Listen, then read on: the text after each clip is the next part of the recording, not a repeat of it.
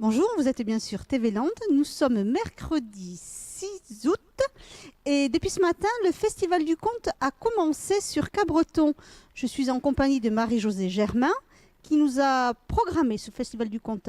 Marie-Josée, cette année, c'est le 25e anniversaire du Festival du Conte. Comment vous est venue l'idée de faire un Festival du Conte?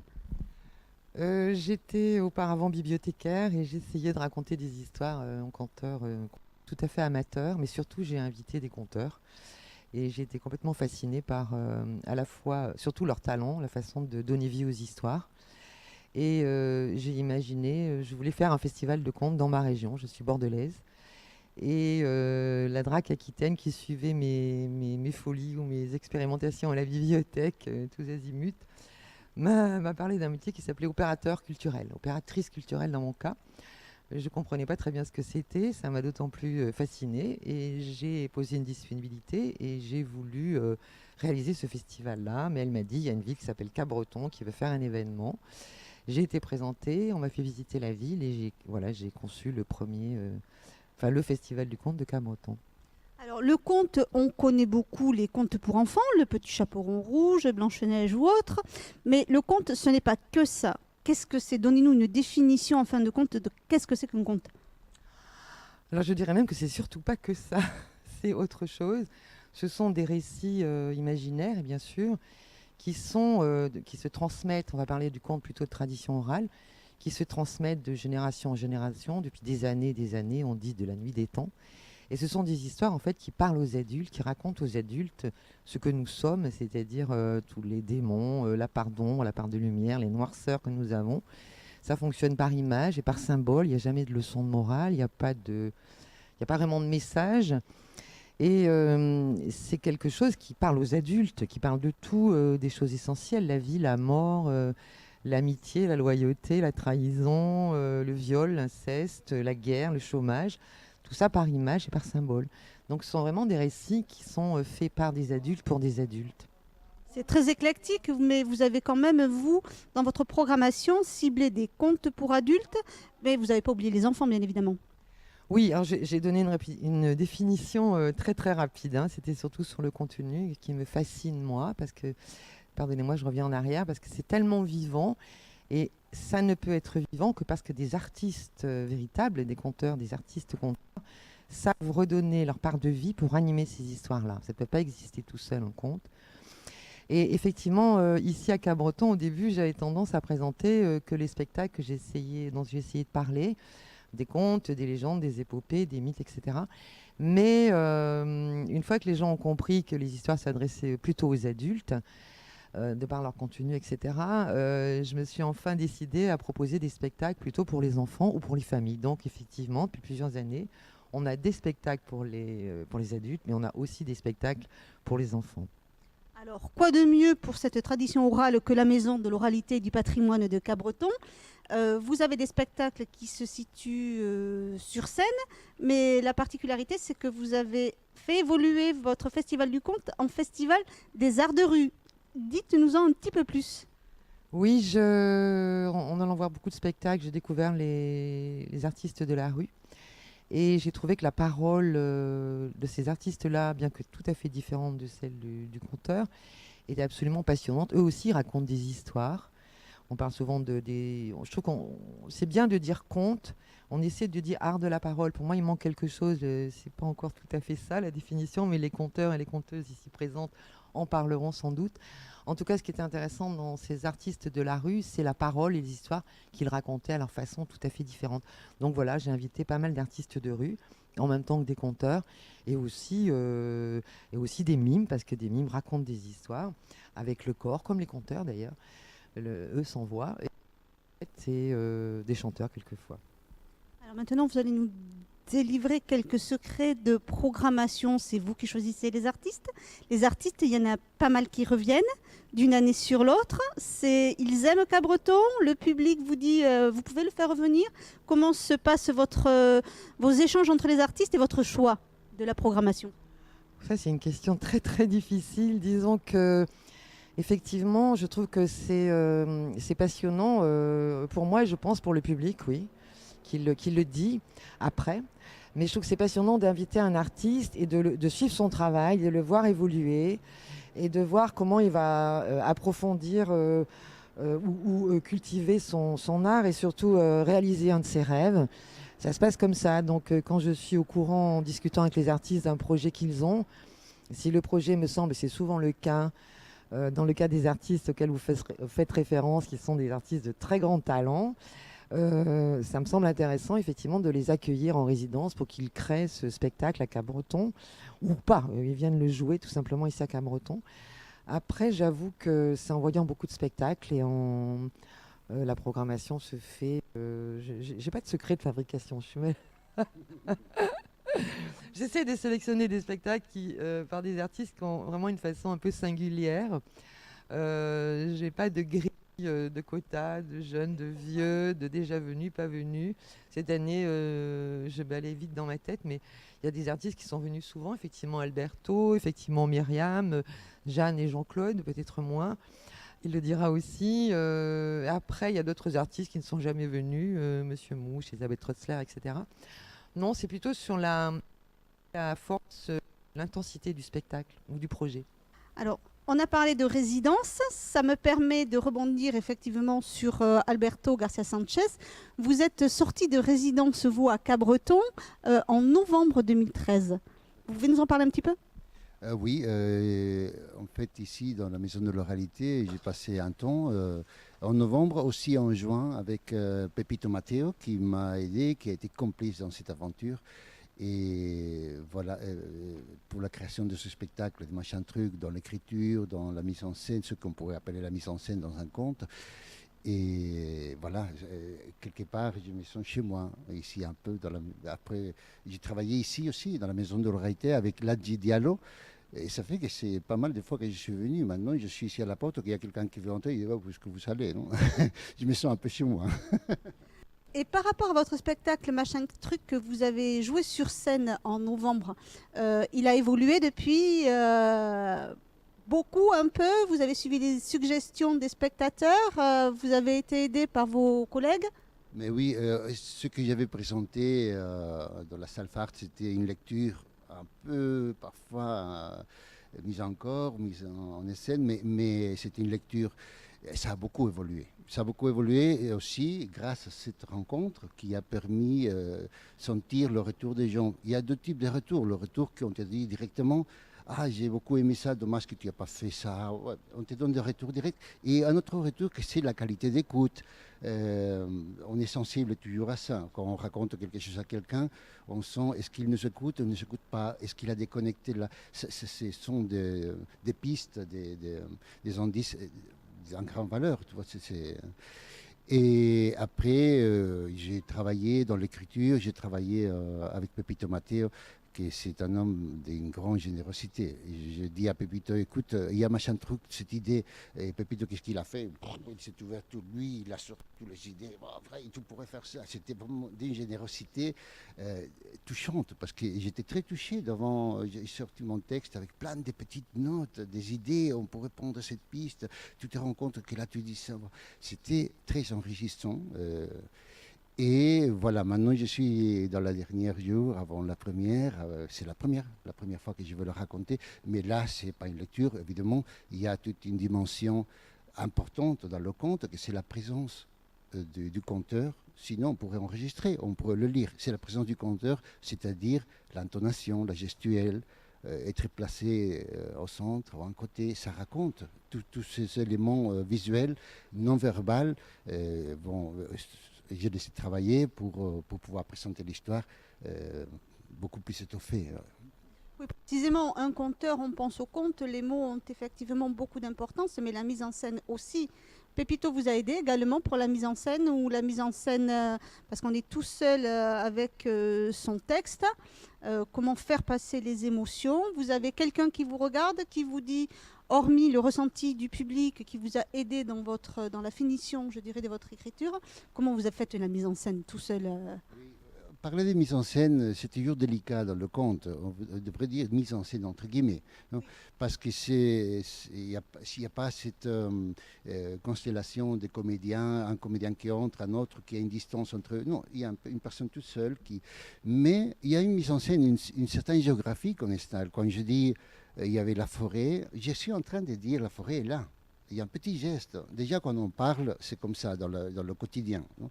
Il y a des spécialistes des communications qui disent que la parole, lorsqu'on parle, c'est 7% du message. C'est pas la même chose dire je t'aime que dire je t'aime. Non, évidemment, ça va changer tout. Et, je suis très ouvert à vos propositions. Donc, tout ça, ça va raconter, non. Et oui, avec Pepito, lui, il connaît bien l'art de la communication. Il est quelqu'un sur scène qui respecte cette dimension visuelle, il la soigne et alors il m'a beaucoup aidé. Après, j'ai travaillé aussi en Allemagne avec quelqu'un qui m'a aidé pendant mon séjour en Allemagne. C'est-à-dire qu'il y a plusieurs personnes, Cécile Delomo qui est venue me donner un coup de main, Karine Kasparian, une conteuse qui habite au Québec, qui aussi pendant quelques jours, c'était une mise en scène partagée avec beaucoup de gens qui m'ont enrichi avec chacun avec leur univers, leur écoute, leur impression, parce que finalement, ce sont des impressions qui te donnent une piste, dit ah oui, il a compris ça, pourquoi, est-ce que ça m'intéresse, voilà. Mais doucement, doucement, tout se met en place. Voilà, c'est l'histoire. L'histoire s'installe pas d'une manière seulement sonore, c'est-à-dire les mots, on la sent là, je la sens autour de moi. Voilà, l'histoire est là et elle se véhicule à travers moi pour aller vers le public. Quelque part, je suis juste un intermédiaire. C'est un machin truc mondial finalement quand on vous écoute. Le Québec, l'Allemagne, l'Espagne, la Belgique. Finalement, c'est mondial. Mais machin truc, c'est quoi exactement? Est-ce que vous pouvez nous donner une petite idée? Oui, un jour, j'ai eu une idée de faire j'écris un conte, c'était 4 pages. Il m'avait beaucoup plu l'idée d'imaginer une ville où il n'y avait pas d'objet. Et soudain, on crée l'objet, on crée la chose. C'est une ville où il n'y a rien. C'est-à-dire, mais bon, c'est pas un problème parce que si on n'a rien, on ne sent pas le manque des choses, non? Mais quelqu'un invente une chose. Ce sont des choses vivantes. Et commence à créer des chaises, des cendriers, des tasses, des choses qui sont vivantes. Ils sont là entre nous. Ça ne fait pas une partie de nous-mêmes, non? Et comment cette relation avec la chose s'est pervertie par la consommation. On a peur de qu'il se casse, alors au lieu d'avoir une tasse, on va avoir 2 au cas où. Comment à la fin, il y a 6 tasses et on fait une audition pour voir qu'avec quelle tasse je reste. Les tasses qui doivent faire des contorsions pour être choisies parce que la peur, bon, ça nous ramène à la réalité. Comme tout l'art, toujours, c'est une représentation de la vie. Et cette histoire prétend être une représentation de ce que nous vivons aujourd'hui, où on traite des objets comme des articles de consommation qu'on peut jeter à la poubelle. Déjà, ils sont faits. Actuellement, vous allez dans certains magasins, vous voyez des chaises, qu'il y a des spécialistes qui ont travaillé pour que cette chaise soit cassée dans 2 années. Et alors, 2 ans plus tard, vous devez acheter une autre. Non, ils ont calculé ça. Aujourd'hui, ils travaillent pour ça, pas pour que les choses soient de meilleure qualité. Non, pour que cette table, dans quelques mois, vous dites, il faut acheter une autre parce qu'elle commence à... L'obsolescence programmée, c'est un grand problème aujourd'hui. Acheter une ampoule, on sait que quelques mois plus tard, il faudrait acheter une autre. Et voilà, la poubelle, tout ça. Mais ça aussi nous parle de comment on se traite entre nous, les êtres humains. Comment il y a des gens, dans la lecture, il y avait des gens qui m'avaient fait le retour. Ah oui, oui, oui, parce que regarde ce qu'on fait avec les vieux. J'avais pas pensé au vieux, mais le spectateur, il a pensé au vieux. C'est-à-dire qu'un conte, c'est pas un conte en soi. Quand je raconte un conte à 200 personnes, en fait, je raconte 200 contes. Chacun, il prend le conte, il l'enrichit. Oui, il va, oui, sa chose personnelle, sa lecture, son propre vécu qui va entrer en action. C'est-à-dire, c'est très intéressant de voir des gens qui me parlaient des ouvriers, qui me parlaient des personnes âgées.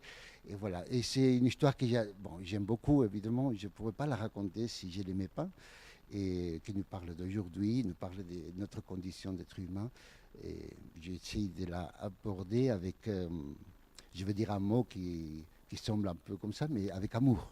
Parce que finalement, je trouve que l'amour doit être présent en tout ça. Alors, Alberto, si on veut retrouver Machin Truc, on vous retrouve où et quand? C'est après-demain, le 8 août, dans la salle Fart à 21h30. C'est là qu'on se donne rendez-vous avec les objets, avec les choses et avec Machin Truc. Je suis maintenant en compagnie de Myriam Pélican qui va nous présenter sa compagnie. La compagnie s'appelle comment? Isidoria. Qui veut dire quoi? C'est un prénom féminin parce qu'on venait d'une compagnie où il y avait d'ailleurs Jeanne qui s'appelait Freddy Moraison. Et on a voulu mettre un prénom féminin exprès pour mettre en valeur Voilà, donc c'est une composition entre un prénom qu'on aimait bien du Mexique, Isadora, la danseuse, le mouvement. C'est une composition personnelle qu'on a inventée avec Didier Kowarski qui est aussi directeur artistique de la compagnie. Vous êtes Jeanne Ferron.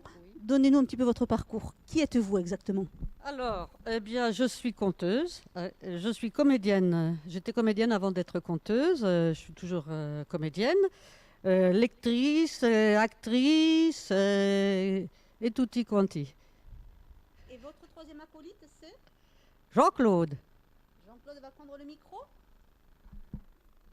Alors Jean-Claude Bray, d'abord et avant tout fils d'agriculteur et très fier de l'être. Et puis j'ai été enseignant, instituteur, on disait, professeur des écoles, on dit maintenant, pendant quelques années. Parallèlement, je faisais pas mal de théâtre en amateur. Un jour, j'ai eu envie d'en faire un peu plus. Je suis allé passer une licence de théâtre dans une fac à Paris, Sancier. Et puis du théâtre, j'ai glissé petit à petit vers le conte pour diverses raisons, notamment parce que je voyais là la possibilité de pouvoir travailler seul à mon rythme et puis de vivre aussi dans mon département qui est le département de la Creuse. Je ne tenais pas du tout à rester là où j'avais fait ces études de théâtre dans une grande ville. Alors tous les trois, vous avez une pièce de théâtre qui s'appelle Les Réveillés. Les Réveillés, ça veut dire quoi? On est tous endormis, on a besoin d'être réveillés? C'est quoi exactement? Alors ce n'est pas une pièce de théâtre, on est des conteurs en fait. Et on a ritualisé une cérémonie qu'on a appelée, entre parenthèses, donc réveillée, entre parenthèses, cortège d'histoires qui tuent. Parce qu'on est parti sur le thème de la mort au départ. Et après, on a glissé dans tous les rituels de changement de saison qu'on faisait avant. Les gens des villages partaient pour aller quêter des œufs de village en village à travers la montagne. Et ils racontaient des histoires, ils faisaient des veillées, ils chantaient des chansons de procession et qui ont été récupérées après par les cérémonies catholiques, par exemple, avec des vierges qu'on portait. Et tout ça, donc, on a été chercher dans ces traditions-là, dans les histoires, les contes et les chansons traditionnelles. Et on se les appropriait, non pas comme des comédiens, mais comme les gens des villages le faisaient. Pas vraiment non plus en tant qu'artistes, chanteurs, tout simplement comme des conteurs, ceux qui colportent une parole, qui transmettent des rituels. Voilà, c'est un peu ça. L'écriture s'est faite à trois, l'écriture s'est faite tout seul. Vous fonctionnez comment? Puisque là, nous avons un trio, plus notre directeur artistique. Quelle a été la part, je dirais, de chacun dans la création de Réveiller? Eh bien, c'est donc la source est ici, là, à ma gauche, Myriam. Et alors, elle nous a contactés parce qu'elle pensait qu'on pouvait correspondre à son projet. Hein. C'est elle qui a donné. Oui, on avait le profil. Enfin, hein.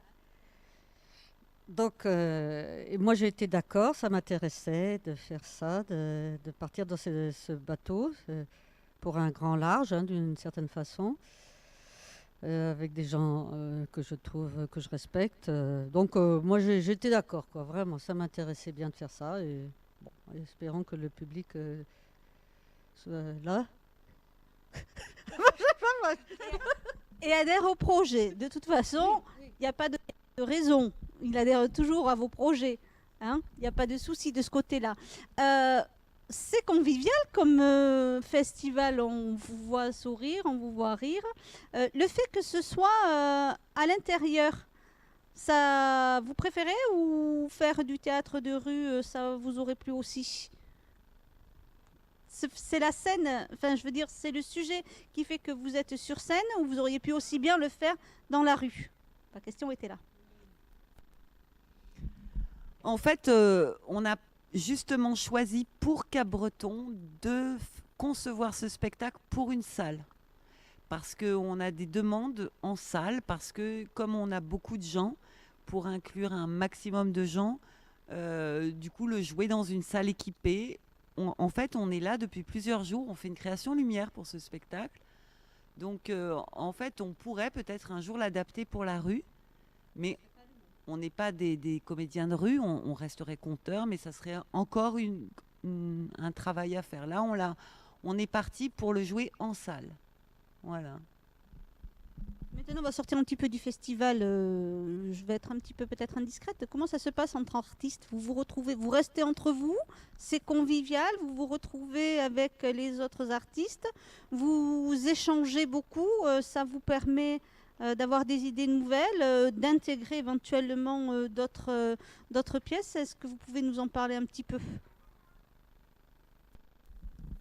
En général, les conteurs, on est des gens assez solitaires, on travaille chacun de notre côté et dans les festivals, dans les programmations autour du conte, souvent on demande un conteur seul pour beaucoup de raisons parce que on se produit parfois dans des tout petits lieux. Et puis, il y a une question de coût aussi. Plusieurs personnes sur scène, ça coûte forcément plus cher qu'une seule. Mais ça, c'est une partie de la programmation, mais il y a une grosse partie aussi où on se retrouve dans des festivals importants, où là, il y a plusieurs conteurs. Ici, bon, nous, on est tous les trois sur le même spectacle, mais on rencontre les collègues qui sont sur d'autres spectacles. Et c'est vrai qu'on a échangé, ne serait-ce que pour dire, tu as été à tel endroit, est-ce que moi, je ne pourrais pas y aller aussi, peut-être, voilà.